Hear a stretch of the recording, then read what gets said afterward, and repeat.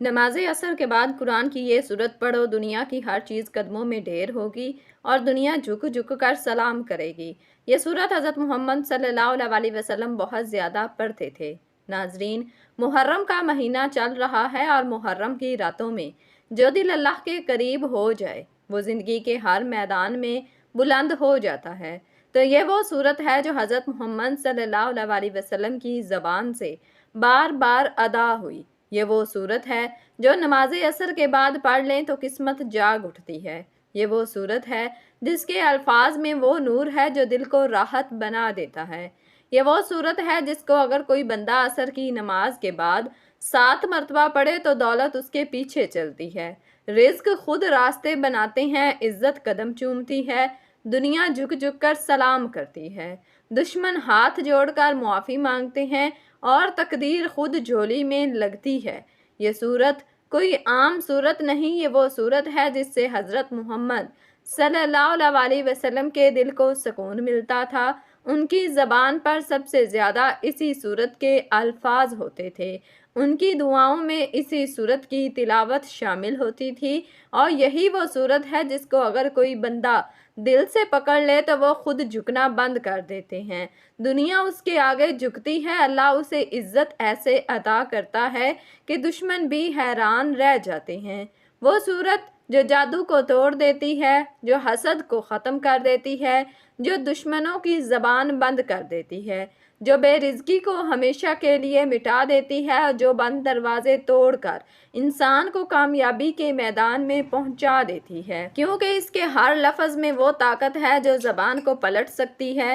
یہ سورت غم کی راتوں میں چراغ ہے، یہ سورت اندھیروں میں اجالا ہے، یہ سورت فکر میں خزانہ ہے، یہ سورت کمزوری میں طاقت ہے، یہ سورت مانگنے والے کی عطا کی کنجی ہے، یہ سورت ان کے لیے ہے جو بے نامی سے نکل کر دنیا اور آخرت میں پہچانے جاتے ہیں۔ اس سورت کو جب کوئی عاشق رسول دل سے پڑھتا ہے تو پھر رب اسے ویسی ہی شان دیتا ہے جیسے حضور نبی کریم صلی اللہ علیہ وسلم کے نام پر دنیا روتی ہے، دل جھک جاتے ہیں، قدم رک جاتے ہیں، زبانیں خاموش ہو جاتی ہیں، دلوں میں آگ لگ جاتی ہے، اور اسی سورت کے ذریعے جو رب کو پکارے وہ کبھی نامراد نہیں لوٹتا۔ اس سورت کو روز پڑھو، کم از کم 7 بار دل سے پڑھو، یقین کے ساتھ پڑھو اور اپنے رب سے دعا کریں کہ دنیا اور آخرت میں بلندی عطا کرے۔ اللہ تعالیٰ اس سورت کی برکت سے عظمت ہمیں بھی عطا کر دے، رزق کا دروازہ کھلے گا، دشمن خود ختم ہو جائیں گے اور اللہ کا کرم ہر طرف سے برسنے لگے گا۔ آپ نے اس سورت کو تھامنا ہے، پڑھتے رہنا ہے، یقین رکھنا ہے کہ یہی سورت آپ کو وہاں لے جائے گی جہاں آپ کی دعائیں حقیقت بن جائیں گی۔ دنیا میں بھی وہی بلند ہوتے ہیں جو حضرت محمد صلی اللہ علیہ وسلم سے سچا عشق کرتے ہیں اور جو ان کی پیروی میں اس سورت کو اپنا ورد بنا لیتے ہیں، کہ وہ سورت یعنی سورت فاتحہ جس کے ہر لفظ میں شفا ہے، آیت میں فتح ہے، ہر حرف میں عزت ہے، یہ قرآن کی ماں ہے، یہ قرآن کی پہلی سورت ہے، یہ سورت ہر دعا کی کنجی ہے، یہ وہ دروازہ ہے جو کھل جائے تو پھر بند نہیں ہوتا۔ سورت فاتحہ وہ سورت ہے جسے حضرت محمد صلی اللہ علیہ وسلم نے کبھی چھوڑا نہیں، اور جو آج اسے تھام لے وہ بھی کبھی گرے گا نہیں۔ اس سورت کو نماز عصر کے بعد پڑھیں، 7 بار پڑھنے کا معمول بنا لیں، انشاءاللہ پورا سال بیٹھ کر کھائیں گے، اللہ اپنے خزانوں سے دے گا، اللہ آپ کو اتنی عزت دے گا کہ لوگ آپ کے آگے پیچھے ہوں گے، آپ کو جھک جھک کر سلام کریں گے، ہر زبان پر آپ کا نام ہوگا۔ تو اگر آپ عزت چاہتے ہیں، شہرت چاہتے ہیں، دولت چاہتے ہیں، محتاجی سے بچنا چاہتے ہیں، صرف اللہ کے آگے جھکنا چاہتے ہیں، ہدایت چاہتے ہیں، تو آپ اس سورت کو لازمی پڑھیں، 7 بار پڑھیں۔ یہ سورت آپ کی تمام حاجتوں کے لیے کافی ہے۔ اس سورت میں آپ روزانہ پڑھنے کا معمول بنا لیں تو آپ کو فائدہ ملے گا، پورا سال آپ کو اس کا پھل ملے گا۔ اس سورت کو اپنی زندگی کا حصہ بنا لیں، انشاءاللہ دونوں جہان میں اللہ آپ کو مقبول کرے گا، دونوں جہان میں آپ کا مرتبہ بلند ہوگا، آپ کا نام ہوگا۔ یہ سورت حضرت محمد صلی اللہ علیہ وسلم کی پسندیدہ سورت ہے۔ اس سورت کو آپ بھی اپنا پسندیدہ بنا لیں، اس کو اپنی زندگی کا حصہ بنا لیں، انشاءاللہ آپ بھی سب کے پسندیدہ بن جائیں گے۔ محترم ناظرین، دنیا کی دوڑ میں ہر شخص کامیابی، عزت، رزق، اثر، شان، شہرت، دلکشی، دلوں پر حکمرانی، سکون قلب اور روحانی بالیدگی چاہتا ہے۔ لیکن اکثر لوگ صرف ظاہری ذرائع پر بھروسہ کرتے ہیں جبکہ روحانی رازوں سے بے خبر رہتے ہیں۔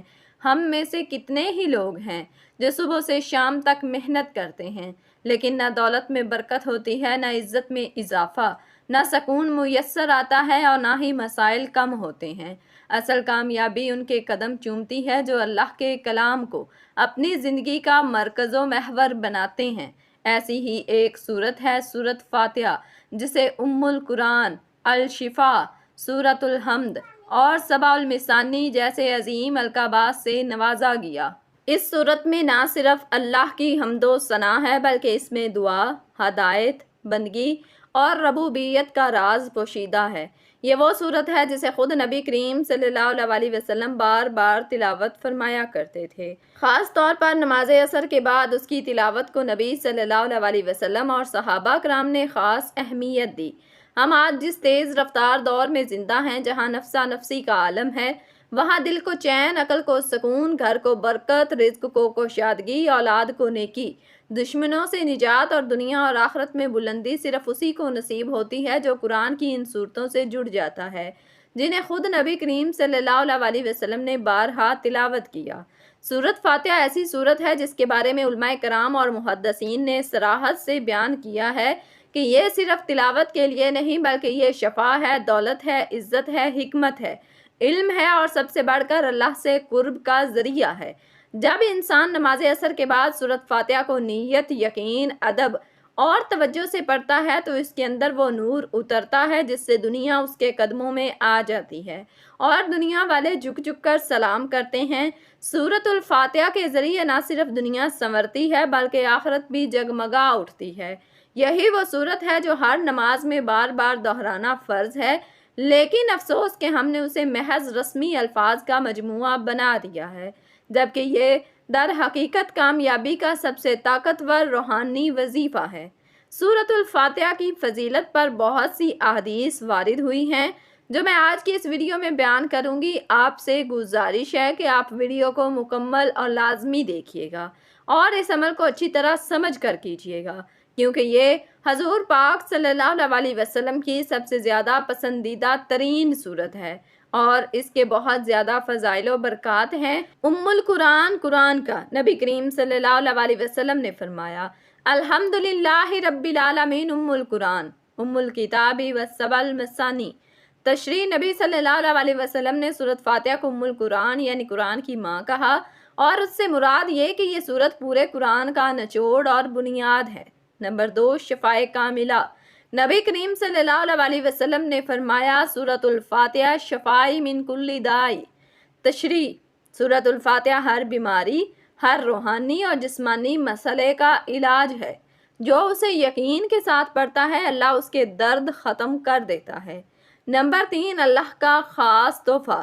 نبی کریم صلی اللہ علیہ وسلم نے فرمایا، قسم ہے اس ذات کی جس کے ہاتھ میں میری جان ہے، اللہ نے تورات، زبور اور انجیل میں اس جیسی کوئی سورت نازل نہیں کی۔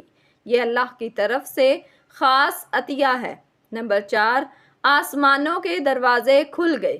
حضرت ابی بن کعب رضی اللہ تعالیٰ عنہ روایت کرتے ہیں، جب سورت الفاتحہ نازل ہوئی تو آسمان کے تمام دروازے کھل گئے اور ایک فرشتہ جو کبھی زمین پر نہیں آیا تھا نازل ہوا اور کہنے لگا، یہ نور ہے جو آج سے پہلے کسی نبی کو نہیں دیا گیا۔ نمبر 5، نماز باطل اگر نہ پڑھی جائے۔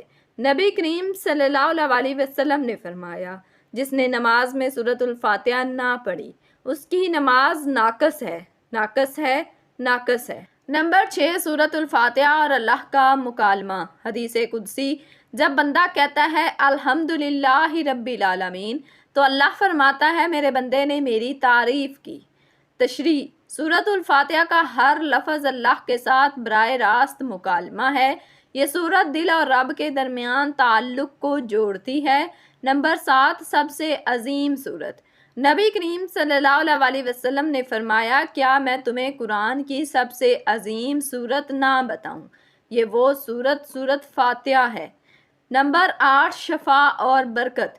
صحابہ کرام رضی اللہ تعالیٰ عنہم نے ایک قبیلہ کے سردار کو سورۃ فاتحہ سے دم کیا تو وہ صحت یاب ہو گیا۔ جب نبی کریم صلی اللہ علیہ وسلم کو بتایا گیا تو فرمایا تمہیں کیسے پتا چلا کہ یہ سورت شفا ہے؟ نمبر 9، سورۃ فاتحہ کا پڑھنا رزق میں وسعت کا ذریعہ۔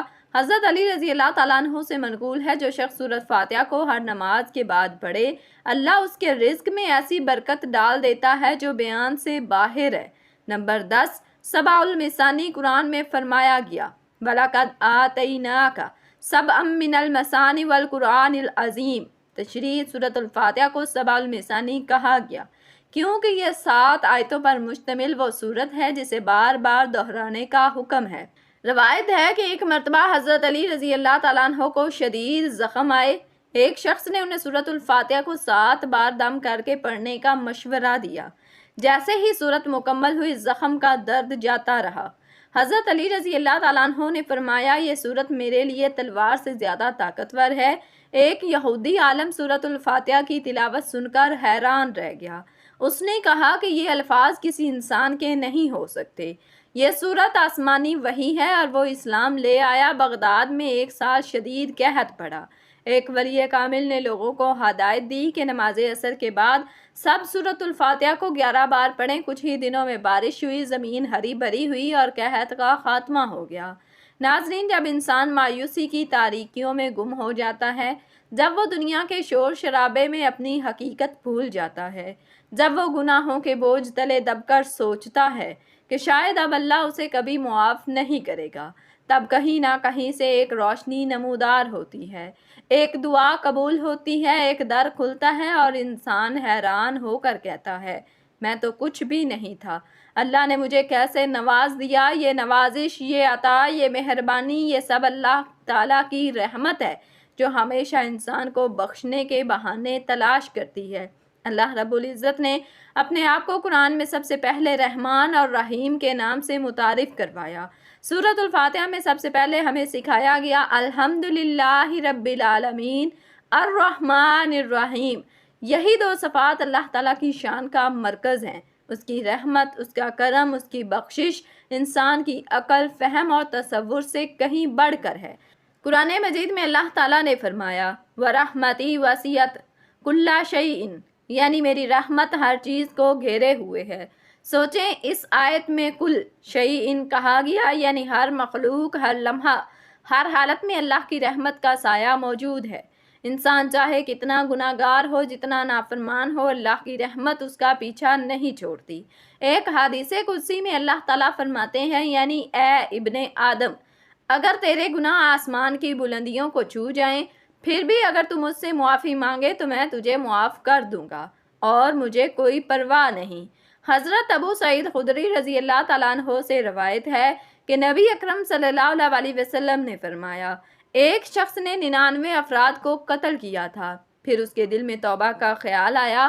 اس نے ایک عابد عبادت گزار سے پوچھا کہ کیا میرے لیے توبہ ہے؟ عابد نے کہا نہیں، تم بہت بڑے گناہ گار ہو۔ اس پر اس شخص نے غصے میں آ کر اس عابد کو بھی قتل کر کے 100 کا عدد پورا کر لیا۔ پھر وہ کسی عالم کے پاس گیا اور یہی سوال پوچھا۔ عالم نے فرمایا کیوں نہیں، توبہ کا دروازہ تو ہمیشہ کھلا ہے۔ اسے ایک نیک بستی کا نام بتایا اور کہا کہ وہاں جا کر نیک لوگوں کے ساتھ زندگی گزارو۔ وہ شخص سفر پر روانہ ہوا لیکن راستے میں ہی موت آ گئی۔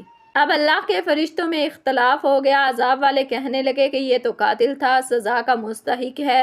رحمت والے کہنے لگے کہ یہ تو توبہ کر کے نیک بستی کی طرف جا رہا تھا۔ اللہ تعالیٰ نے زمین کو حکم دیا اور اس کے مرنے کی جگہ کو نیک بستی کی طرف قریب کر دیا اور یوں اللہ تعالیٰ نے اس کی مغفرت فرما دی۔ اللہ کی رحمت کسی حد کی محتاج نہیں۔ توبہ خالص ہو تو اللہ سب کچھ معاف فرما دیتا ہے۔ اللہ بہانے تلاش کرتا ہے کہ کیسے اپنے بندے کو بخش دوں۔ قرآن مجید میں کئی مقامات پر اللہ تعالیٰ نے انبیاء کرام اور اپنی رحمت نازل کرنے کا تذکرہ فرمایا۔ حضرت نوح علیہ السلام، جب حضرت نوح علیہ السلام کی قوم تباہ ہونے لگی تو اللہ نے فرمایا الا من رحم ربک، یعنی سوائے ان کے جن پر تیرے رب نے رحم فرمایا۔ حضرت یونس علیہ السلام، جب حضرت یونس علیہ السلام مچھلی کے پیٹ میں پھنسے تو انہوں نے فرمایا ला इलाहा इल्ला अंता सुब्हानका इन्नी कुन्तु मिनज़ ज़ालिमीन। अल्लाह ने उनकी पुकार को सुनकर फरमाया, फस्तजयना लहू व नज्जयनाहू मिनल गम्मी व कज़ालिका नुंजिल मोमिनीन। दुनिया में इंसान लाख भटक जाए, जब भी वो सदके दिल से अल्लाह को पुकारे वही सदा आती है, ला तक़्तुलू मिन रहमतिल्लाह, अल्लाह की रहमत से ना उम्मीद ना हो। अल्लाह सब गुनाहों को मुआफ़ कर देता है। नाजरीन, वक्त की नज़ाकत को मद्देनज़र रखते हुए वजीफ़े की जानिब चलते हैं। आपने सबसे पहले नमाज असर अदा करनी है। नमाज असर अदा करने के बाद आपने वहीं जाए नमाज पर बैठे बैठे ये अमल करना है। सबसे पहले आपने दरूद पाक पढ़ना है। दरूद पाक आप कोई सा भी पढ़ सकते हैं। एक बार सवाब की नीयत से मेरे साथ भी दरूद पाक पढ़ लें। अल्लाहुम्मा सल्ली अला मुहम्मदिन व अला आलि मुहम्मदिन कमा सल्लैता अला इब्राहीम व अला आलि इब्राहीम इन्नका हमीदुम मजीद। अल्लाहुम्मा बारिक अला मुहम्मदिन व अला आलि मुहम्मदिन कमा बारकता अला इब्राहीम व अला आलि इब्राहीम इन्नका हमीदुम मजीद। दरूद पाक पढ़ने के बाद आपने सबसे पहले सूरत फातिहा की तिलावत करनी है। ये कुरान मजीद की सबसे पहली सूरत है और हर इंसान को आती है। एक बार समात फरमा लें। बिस्मिल्लाहिर्रहमानिर्रहीम, अल्हम्दुलिल्लाहि रब्बिल आलमीन, अर्रहमानिर्रहीम, मालिकि यौमिद्दीन, इय्याका नअबुदु व इय्याका नस्तईन, इहदिनस सिरातल मुस्तकीम, सिरातल लज़ीना अनअमता अलैहिम गैरिल मग़दूबि अलैहिम वलद्दाल्लीन, आमीन। 7 मरतबा सूरत फातिहा की तिलावत करने के बाद आपने 11 मरतबा हस्बुनल्लाहु व निअमल वकील, हस्बुनल्लाहु व निअमल वकील पढ़ना है। और उसके बाद आपने अल्लाह ताला के 2 मुबारक नामों की एक तस्बीह पढ़नी है, या मुइज़ु या गनिय्यु, या मुइज़ु या गनिय्यु। ये एक ऐसी तस्बीह पढ़ने के बाद आपने आखिर में फिर दरूद पाक पढ़ना है जो आपने शुरू में पढ़ा था। ये अमल सिर्फ लफ्ज़ी नहीं बल्कि रूहानी यकीन से करें। इंशाअल्लाह चंद दिनों में असर ज़ाहिर होगा। अगर आप चाहते हैं कि दुनिया आपके कदमों में हो, इज़्ज़त आपके पीछे चले, दुश्मन दबक जाएं और कामयाबी झुक झुक कर सलाम करे, तो आज से सूरतुल फातिहा को नमाज असर के बाद अपनी रूहानी ढाल बना लें। मेरी अल्लाह ताला से दुआ है कि अल्लाह ताला मेरा सुनाना और आपका सुनना अपनी पाक बारगाह इलाही में कबूलो मंजूर फरमाए। अल्लाह ताला ने की बात को सुनने, समझने और उस पर अमल करने की ताकत और तौफीक अता फरमाए, आमीन। नाजरीन, अगर आपको आज की वीडियो अच्छी लगी तो वीडियो को लाइक, शेयर और कमेंट सेक्शन में अल्लाह ताला के 99 नामों में से हसूल बरकत और सवाब की नीयत से कोई एक नाम ज़रूर शेयर करें। अल्लाह ताला हम सब का हामी और नासर हो। मुझे भी दुआओं में याद रखिएगा। अल्लाह हाफिज़। जज़ाकुमुल्लाहु खैरन कसीरा। अस्सलामु अलैकुम व रहमतुल्लाहि व बरकातुहू।